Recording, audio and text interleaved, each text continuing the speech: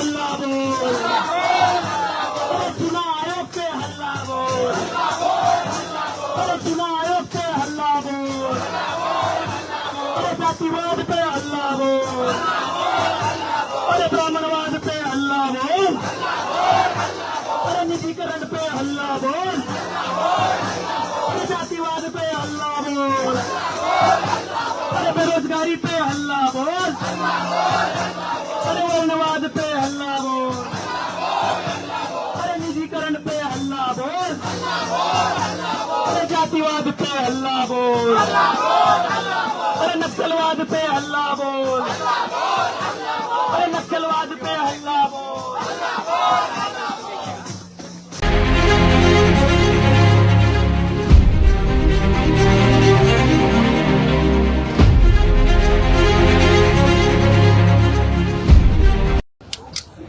अरे तुम भी गिरा रहे हो। भारतीय विद्यार्थी मोर्चा के द्वारा शिक्षा विरोधी नीति, बेरोजगारी एवं निजीकरण के विरोध में आज जंतर मंतर नई दिल्ली में अन्याय और अत्याचार के खिलाफ जो प्रदर्शन किया जा रहा है, इसमें आप लोग देश के कोने कोने से आए हुए हैं।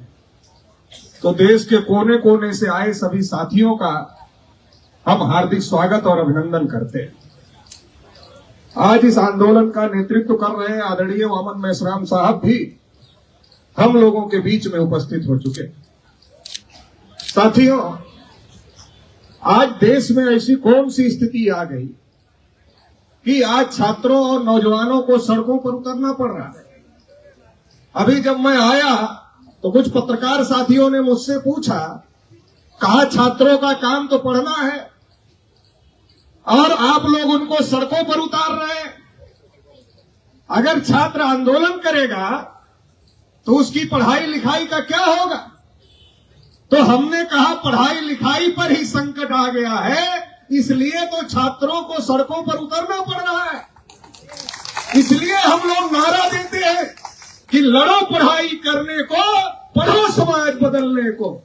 क्योंकि आज हमारे सामने चुनौती है कि आज हमारा पढ़ाई संकट में है, आज लिखाई संकट में है, और अगर पढ़ाई लिखाई के लिए हम लोग नहीं लड़ेंगे तो हमारी पढ़ाई लिखाई छीनने की तैयारी चल रही है। और हम पढ़ना लिखना इसलिए चाहते हैं, केवल नौकरी के लिए नहीं पढ़ना चाहते, बल्कि इस देश को, इस समाज को बदलने के लिए पढ़ना चाहते हैं। तो पढ़ने के लिए भी लड़ना है और पढ़ने के बाद इस समाज और देश को बदलने के लिए भी लड़ाई करना है। इसके लिए विद्यार्थी युवा तैयारी कर रहे हैं। साथियों, अभी देश के जो हालात है, आप सभी लोगों को पता है कि इस देश में एक ऐसी व्यवस्था बनाई गई थी जिस व्यवस्था में इस देश के बहुसंख्यक लोगों को पढ़ने के अधिकार से, लिखने के अधिकार से, धन संपत्ति रखने के अधिकार से, बोलने सुनने के अधिकार से, कुर्सी पर बैठने के अधिकार से और तमाम प्रकार के अधिकारों से वंचित करने का काम इस देश की मनवादी और ब्राह्मणवादी ताकतों के द्वारा किया गया था। लेकिन इस देश में फूले साहू अम्बेडकर ने जो लड़ाई लड़ी, उस लड़ाई की वजह से भारतीय संविधान आया और भारतीय संविधान ने हम सभी को पढ़ने का अधिकार दिया। बाबा साहब अम्बेडकर ने कहा शिक्षित करो, संगठित करो, संघर्ष करो। हमारे लोगों ने पढ़ा क्योंकि पढ़ने का अवसर मिला। हजारों साल से जिनको पढ़ने से रोका गया था, उन लोगों को पढ़ने का अवसर मिला और लोगों ने पढ़ा। और जब लोगों ने पढ़ा तो इनके पेट में दर्द होने लगा। इनके पेट में दर्द क्यों होने लगा? इन्होंने देखा कि जिनको हजारों साल से रोक कर रखा था, जिनके बच्चों को ये कहते थे अरे तुम तो आरक्षण से आए हुए हो, तुम तो बैसाखी से आए हो, आज वो हर क्षेत्र में हमको मुंह तोड़ जवाब देने का काम कर रहे हैं। अभी यूपीएससी का जो रिजल्ट आया, यूपीएससी के रिजल्ट में हमारे बच्चों की जो मेरिट थी लिखित में, वो इनसे ज्यादा थी, लेकिन प्रैक्टिकल में कम नंबर देकर, वाइवा में कम नंबर देकर, इंटरव्यू में कम नंबर देकर उनको पीछे करने का काम किया गया। तो आप लोगों ने एकलव्य की कहानी सुनी होगी। एकलव्य जब गुरु द्रोणाचार्य के पास जाते हैं, गुरु द्रोणाचार्य को पूछते हैं कि गुरुजी हमें धनुर्विद्या सीखना है, तो गुरु द्रोणाचार्य कहते हैं कि तुम्हारा कुल क्या है? तुम्हारा गोत्र क्या है? और जैसे एकलव्य अपना कुल गोत्र बताते हैं, द्रोणाचार्य कहते हैं तुम्हारे लिए धनुर्विद्या नहीं है। और जब एकलव्य स्वतः अभ्यास करते हैं, स्वतः प्रयास करते हैं और दुनिया के सबसे बड़े धनुर्धर बन जाते हैं, तो द्रोणाचार्य उनके पास जाते हैं और कहते हैं गुरु माना तो गुरु दक्षिणा नहीं दिया, और एकलव्य को अंगूठा कटवा लेते हैं। मुझे नहीं पता कि द्रोणाचार्य शाकाहारी थे कि मांसाहारी थे, लेकिन अंगूठे से अगर वो मांसाहारी भी होते, तो अंगूठे में इतना मांस नहीं होता है कि उससे उनका पेट भर जाता। इसका मतलब खाने और चबाने के लिए, भूख शांत करने के लिए अंगूठा नहीं काटा गया। फिर ये अंगूठा क्यों काटा गया? अंगूठा इसलिए काटा गया कि इस देश में मूल निवासी बहुजन समाज में एक एकलव्य पैदा हुआ है, ये हजारों लाखों एकलव्य पैदा करेगा, और ये हजारों लाखों एकलव्य अगर पैदा हो जाएंगे तो ये इस देश में हमारी गुलामी को बर्दाश्त नहीं करेंगे और गुलामी की बेड़ियों को तोड़ देंगे। आज जब देश में चाहे विधायिका हो, चाहे कार्यपालिका हो, चाहे न्यायपालिका हो, चाहे मीडिया हो, जब हर क्षेत्र में इन लोगों ने 3.5% के लोगों ने कब्जा किया हुआ है, लेकिन हमारे छात्र नौजवान पढ़ाई में हर जगह टक्कर देने का काम कर रहे हैं, इनकी चूल्हे अंदर से हिल गई। ये घबरा गए हैं, ये बौखला गए हैं, इनको समझ में नहीं आ रहा क्या करें, कैसे रोका जाए। ये तो हर क्षेत्र में मुकाबला कर रहे हैं, मेरिट में भी मुकाबला कर रहे हैं, हर जगह मुकाबला कर रहे हैं। कब तक द्रोणाचार्य बन के इनका अंगूठा काटा जाए? बड़ा संकट पैदा हो गया है। कब तक प्रैक्टिकल में कम नंबर दिया जाए? कब तक इंटरव्यू में कम नंबर दिया जाए? कितना कम दिया जाए? कम देने के बाद भी आगे जा रहे हैं। तो अभी ये लोग हमारी जड़ों में गर्म पानी डालने की तैयारी कर रहे हैं, और इसके लिए पूरे देश भर में स्कूलों को बंद करने का काम किया जा रहा है। सरकारी स्कूलों में कौन लोग पढ़ते? सरकारी स्कूलों में किसके बच्चे पढ़ते? सरकारी स्कूलों में हमारे मूल निवासी बहुजन समाज के बच्चे पढ़ते हैं, और इसलिए सरकारी स्कूलों को बंद किया जा रहा है। और शिक्षा के निजीकरण को, शिक्षा के बाजारीकरण को बढ़ावा दिया जा रहा है, शिक्षा को व्यवसाय बनाया जा रहा है। सरकारी स्कूल कम होते जा रहे हैं, प्राइवेट स्कूल बढ़ते जा रहे हैं, प्राइवेट कॉलेज बढ़ते जा रहे हैं, प्राइवेट यूनिवर्सिटियां बढ़ती जा रही है, डिग्रियां बांटी जा रही है। रोजगार का कहीं अता पता नहीं है। नौजवान डिग्री लेता है, डिग्री लेकर घूमता है, फिर प्रदर्शन करता है, फिर यही सरकार चलाने वाले लोग उनके ऊपर लाठी चलाने का काम करते।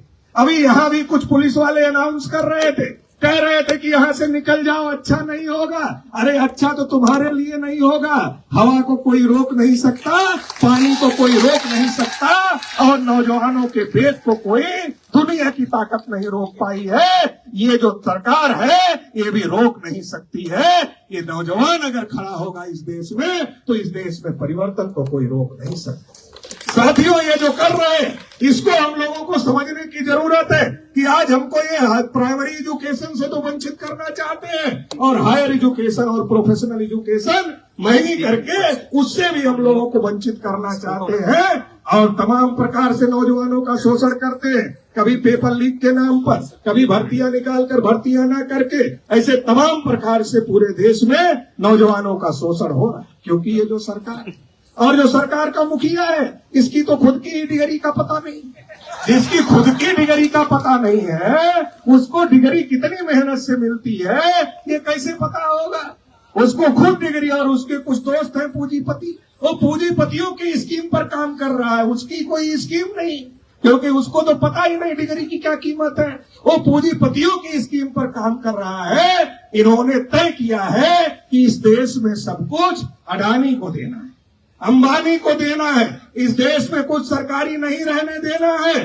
पढ़ो लिखो, डिग्री लो, और जब नौकरी नहीं मिलेगी अपने आप ही नौजवान हतोत्साहित हो जाएगा। फिर परिवार वाले कहना शुरू करते। क्या कहना शुरू करते? अरे वो भी ग्रेजुएट किया है, वो भी पोस्ट ग्रेजुएट किया है, वो भी पीएचडी किया है, अरे वो भी तो ये किया है, अरे उसको नौकरी नहीं मिली, तुमको भी नहीं मिलेगी। अरे कोई धंधा कर लो, पान की ड्यूटी खोल लो, ऑटो रिक्शा चला लो, डिलीवरी बॉय बन जाओ। आप पूछो, आप लोग पिज्जा मंगाते होगे अपने घरों में, पिज्जा मंगाते होगे, ऑटो पर जाते होगे, आप ओला बुक करते होगे, रैपिडो की बाइक बुक करते होगे। उनसे पूछो कितना पढ़े हो, बताएगा ग्रेजुएट हो, बताएगा पोस्ट ग्रेजुएट हो, बताएगा ग्रेजुएट। आज ग्रेजुएट पोस्ट ग्रेजुएट के हालात ये हो गए हैं कि उनको रैपिडो बाइक चलाना पड़ रहा है, उनको ओला बाइक चलाना पड़ रहा है, उनको ओला ऑटो चलाना पड़ रहा है, उनको पिज्जा डिलीवरी बॉय बनना पड़ रहा है। क्या हालात इस देश के नौजवानों की कर दी गई है। सब कुछ पूंजीपतियों के हाथ में देने की तैयारी है। रोजगार खत्म करने का, आरक्षण खत्म करने का, एजुकेशन खत्म करने का बड़ा षड्यंत्र इस देश में चल रहा है। इसलिए ये लड़ाई केवल विद्यार्थियों नौजवानों की लड़ाई नहीं है, बल्कि इस देश के सभी लोगों की, जो चाहते हैं इस देश में शिक्षा सबको मिलनी चाहिए, रोजगार सबको मिलना चाहिए, सबका प्रतिनिधित्व होना चाहिए, सबका विकास होना चाहिए, उन सभी लोगों की ये लड़ाई है। इसलिए राष्ट्रीय पिछड़ा वर्ग मोर्चा की तरफ से इस लड़ाई को समर्थन देने के लिए मैं यहाँ आज आप लोगों के बीच में आया हुआ हूँ और खुले तौर पर नरेंद्र मोदी को ये अल्टीमेटम देना चाहता हूँ। अभी तो ये लड़ाई है, आगे और लड़ाई है। अगर अभी तुम्हारे कान तक आवाज नहीं जाएगी तो आने वाले समय में संसद पर आने का काम हम लोग करेंगे। तो इसलिए ये मत समझो कि अभी खत्म हो जाएगा मामला, ये लड़ाई आगे बढ़ाई जाएगी और इसके लिए हम लोग आने वाले समय में और ज्यादा मजबूती के साथ में इस लड़ाई को आगे बढ़ाने के लिए काम करेंगे। इस मौके पर इतना ही कहते हुए आप सभी लोगों ने मुझे सुना, इसके लिए आभार, धन्यवाद।